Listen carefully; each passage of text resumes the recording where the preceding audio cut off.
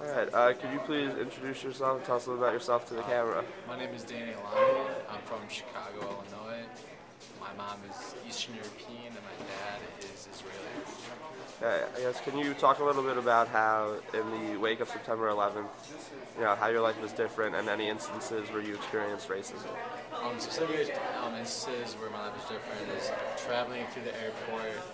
We were racially profiled and always put to the side to be pat down and have extra security, which was a pain. It took a longer time. Other instances where people around town or in public places calling us derogatory terms, or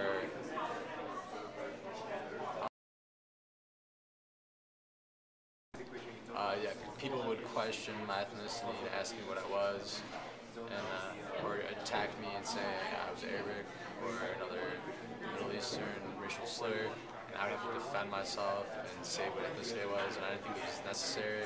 It was kind of wrong for me to be like, I'm not Arabic, I'm actually Israeli, because I don't think there's anything wrong with being Arabic.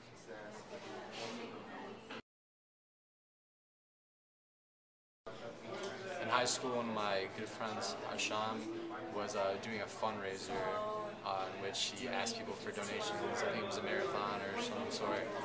And in the thank you or the asking letter, he used Allah quite frequently, saying like praise to Allah, or thank you for your help, like Allah blesses you. And a lot of people got offended and were very, very vulgar to him. Swearing at him, saying that we believe different gods, like you better watch what you say, you terrorists, and like he was my friend, so obviously that affects me, and I saw how detrimental it was to him, but also it sucked for me because people started me with that negativity too, and it just created a whole negative identity for Muslims in America. Ready. Even through that, I'm so proud of my identity. And even if I'm of a Middle Eastern background, I don't think there's anything wrong with being of a certain race or religion, and that those people who are targeted for being that religion don't represent the minority of people that do those negative actions or terrorist acts.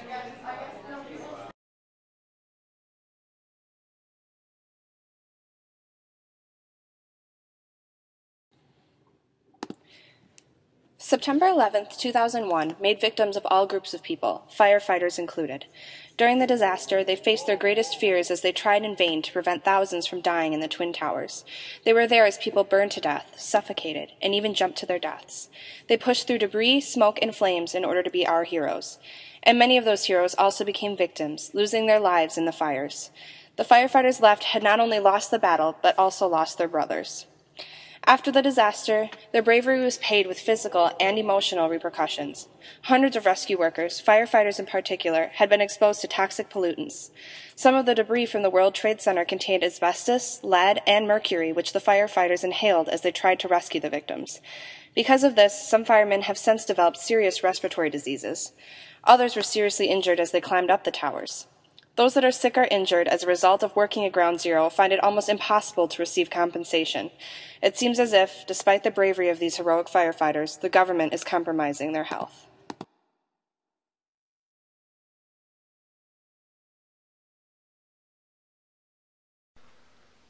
So I guess tell us a little about yourself, where you're from. My name is Danny Hodge. I'm a senior. I'm from New York City. And I guess you can edit all this part out, right? My memory of 9/11 stems mostly from how my family was involved. My dad's cousin was a firefighter, and his story is the morning of 9/11, he was just been called off duty, and he was driving back through the Brooklyn Battery Tunnel to his home in Staten Island. It was non-moving traffic, and the call came in across the radio that they need, it was all firefighters that are on duty to go to the World Trade Center, or planes hit them, there's a fire or whatever. So he tried to turn around, but the traffic wasn't moving there either. So he took his 80 pounds of firefighter gear on his back and ran the 2.5 miles back through the battery tunnel and into Tower 1, which is eventually where he died when it collapsed. And in his memory, the next year, my dad and his cousins, who were this guy's brother, Stephen Stiller is his name, started a memorial run called the Stephen Stiller Tower to Tunnel or Tunnel to Towers run, and in the last 10 years, it's grown from 10,000 people to this year over 250,000 people, and has become kind of one of the main 9/11 memorial events each year in New York City. So my dad is very involved with that, my whole dad's family is, and that is what reminds me of 9/11 most. And what has participating in the charity run meant for you personally? It's very rewarding to see all these people. The whole idea of the run is they start on one side of the Brooklyn Battery Tunnel, which is where he got out of his car, and they take the exact same path through the Battery Tunnel and to Ground Zero that he took. So it's a memory of that, and just knowing that someone that I was related to, or someone in general, gave their life for America and all that, is, it's touching, and it feels good to be able to commemorate him by doing that same run every year with hundreds of thousands of other people. It's a very nice event, way to commemorate American hero.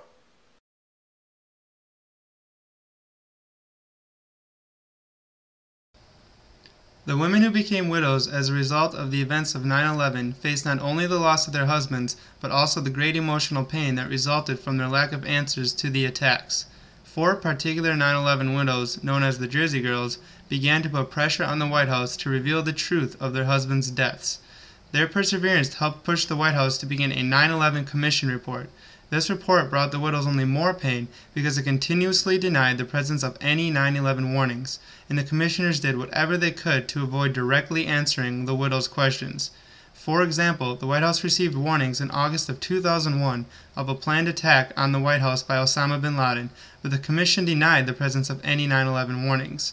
The events of 9/11 and the actions of the White House harmed American widows by hiding the truth they needed to put their minds and their husbands to rest.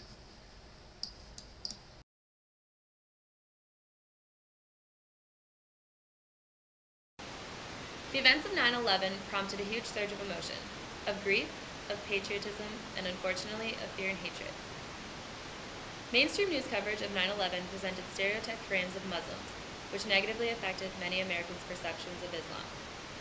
News stories refer to the events of 9/11 as Muslim terrorism, categorizing all Muslims as terrorists, ignoring that the individuals responsible were extremists and not representatives of the religion or the region. Fanatical Muslims prompted the news to portray Muslims in general as such. Perhaps the greatest misconception presented by reporters and news anchors was the use of the terms Arab and Muslim interchangeably, despite the fact that the vast majority of Arab Americans are Christian. This confusion of religion and ethnicity and the focus on negative depictions of Muslims and Arabs led to the affiliation of Islam with terrorism. The negative framing of news media greatly influenced the amount of racial profiling in the United States. After 9/11, individuals from any multitude of diverse countries in the Middle East and South Asia, even those of Latino descent, were seen as a potential threat by many Americans and were victims of hate crimes. In what was justified as a surge of patriotism, but really a violent backlash against those thought to be Muslims, there were over 700 hate crimes committed in the 3 weeks following 9/11. The Orientalist depiction of South Asians and Arabs in the media as turbaned radicals led to at least 208 hate crimes against Sikhs alone. The violence of hate crimes escalated, resulting in 4 homicides. On September 15, 2001, just days after 9/11, Balbir Singh Sodhi, a Sikh gas station owner, was murdered. He was confused for a person of Arab ethnicity because of the clothes he wore, his turban, and his beard.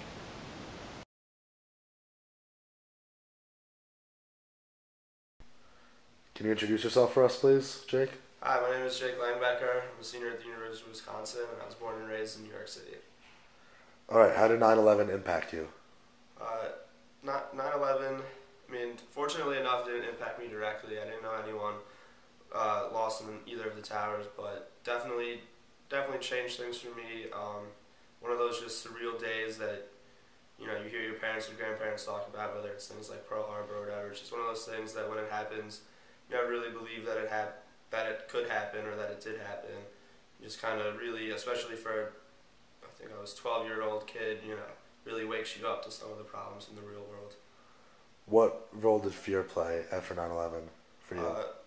Fear I think definitely played a huge role for me. I'll never forget the first day I got a cell phone, and it's not because I'm some spoiled kid who loves cell phones. It's because it was September 12th, 2001. My parents knew instantly, on a day like that where it was so hard to reach your loved ones, how important it was to, have that accessibility. So, that was one way fear played a role. Additionally, I used to commute about 60 city blocks to school, and I would take the subway to commute. And after 9/11, my parents wouldn't let me take the subway because one of the things the news and the government talked about was that if another terrorist attack happened, it was quite possible it could be on a public transportation in the subway, that sort of thing. So it impacted my daily routine. And then additionally, my parents freaked out a little bit because of all the fear. We've got this one closet in our apartment that's filled with like plastic sheathing, a hand-cranked solar-powered radio, jugs of water, non-perishable food. It's basically the if another attack, if a chemical, terrorist attack sort of happened, it would be like how we would safeguard our apartment. And so fear definitely impacted me that way. Did you fly that December? Yeah, we went on a family vacation that December. We were flying internationally to London, and I just remember. So I guess only 2 months afterwards, it's just being in the airport. I used to love flying. I was so excited, little kid. Pilot gives you the wings, whatever, and everyone just seemed so serious at the airport afterwards. And fear played a big role. All the signs about the it's orange level this, all the announcements over the loudspeaker, everything just seemed so much more serious, and I think fear definitely played a role in the wake of 9/11.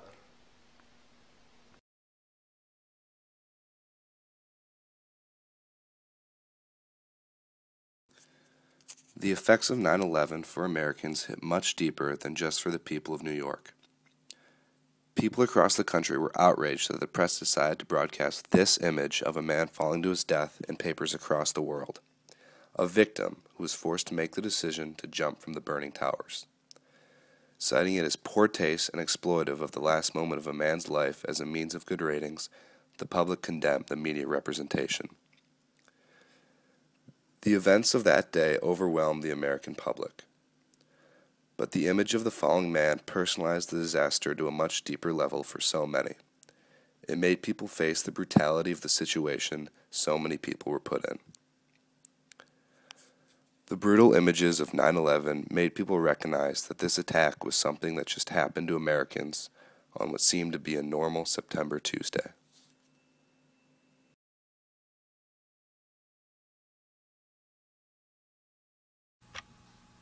The attacks on the United States on 9/11 served as a rude awakening to the security of our country.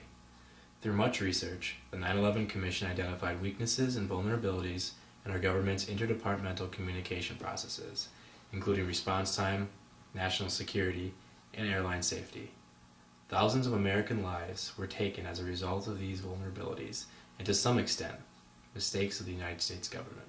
In the wake of 9/11, the government has created a new fallacy of evil, the ever-present threat of international terrorism, specifically Al-Qaeda. There is evidence that no such hierarchical network exists, that the U.S. diplomatically invented Al-Qaeda to perpetuate the myth of the nation, keeping society in fear. For years, the government garnered support through incentivizing happiness, the dreams of a better tomorrow. People believed in the government because of their ability to offer us a brighter future. Yet recently that trend has changed. Rather than presenting the masses with an ideal image of a more successful society, politicians have instead infused the masses with dismal images of a society at its potential nadir, nightmare cynicism designed to draw out our fear. Without even knowing it, we see fear every day, on the TV, in the newspapers, coming through the radio. It's the same fear that the government uses to keep the masses in check, which is exactly the concept one can apply to the government's treatment of 9/11 and the threat of international terrorism. Ultimately, this non-existent threat continues to affect people around the world, especially Americans, who have been duped, ignored, and repressed by the government in the name of fear.